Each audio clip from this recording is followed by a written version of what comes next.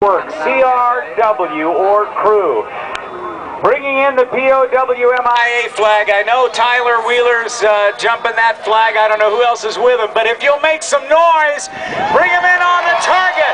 They're members of your United States Army parachute team, the Golden Knights.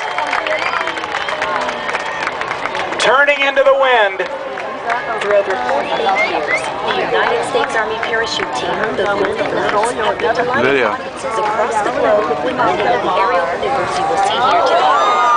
These demonstrate the Army's capability to strategically insert along with the wind. As they get turned along with the wind, we will actually see them pick up speed across the ground. This parachute coming in here, Rob, he's one of our small videographers. He's flying a much smaller, much faster parachute. Whoa, you'll see him come across that. the ground at about 60 miles per hour. Oh, boy! How about that? Wow, what a great landing that was. That was awesome. So he's wearing a helmet-mounted camera. Was he videoing the free fall of the tandem? Yes, he was. He was videoing and taking pictures of the camera of the tandem. He actually takes pictures and video of the tandem jump. Well, let me tell you a little bit about the tandem passenger as they work their way in toward the target. That is newscaster from WJLA TV 7. And it's Courtney Robinson. The story she wrote in a magazine recently talks about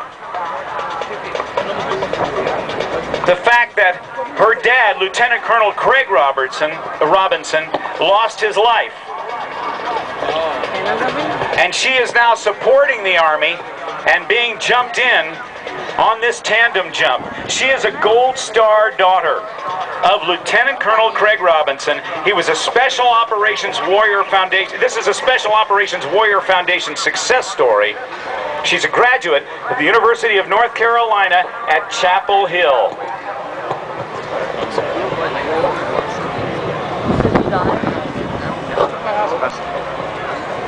And she is on her way in now. Now watch her as she gets close to the ground. Having done this now, 3 times I'm an expert, right, Tyler? Yeah, pretty close, Rob. But watch as she gets close to the ground. She'll be picking her feet up so that they can possibly make a good stand-up landing. Make some noise!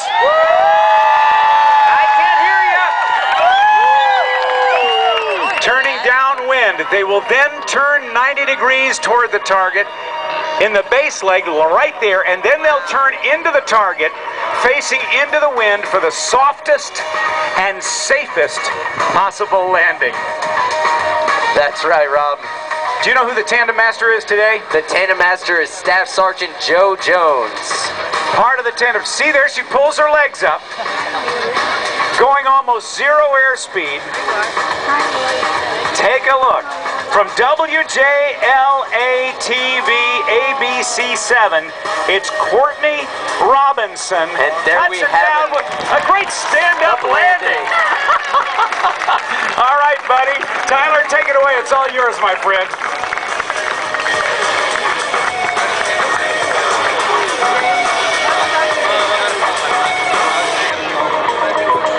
From the early days of flight to the first step on the moon, man has relied extensively on this possible landing.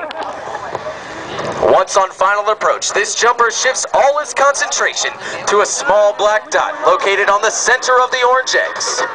Watch the minor corrections as he brings it in for a beautiful Golden Knight landing. This next jumper is flying the Army Star. Watch the minor corrections he's using as he's bringing it into the target area for another signature Golden Knight landing. Our next jumper has entered the target area. You may notice that the front of the parachute has 7 openings on it. These allow air to be forced in, inflating the flexible wing glider. You may also notice the tail of the parachute curl under. This slows the forward speed while reducing the jumper's rate of descent. This jumper is on his final approach. He is shifting all his concentration to that small black dot located on the center of the orange X. It takes a great deal of concentration in order to land dead center on the target.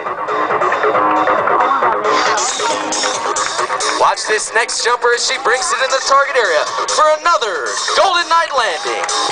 And our last jumper bringing it down for a signature Golden Knight landing.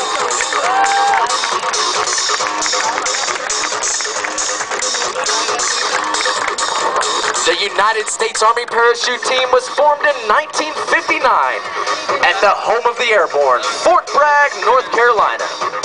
At that time, the team consisted of 19 original members. Each was selected to assist in the development of modern parachuting techniques, to provide for world-class competition parachutists, and to perform live aerial demonstrations in support of Army public relations and recruiting. In 1961, we were designated the Army's official aerial demonstration unit, and 1 year later, adopted our nickname, the Golden Knights.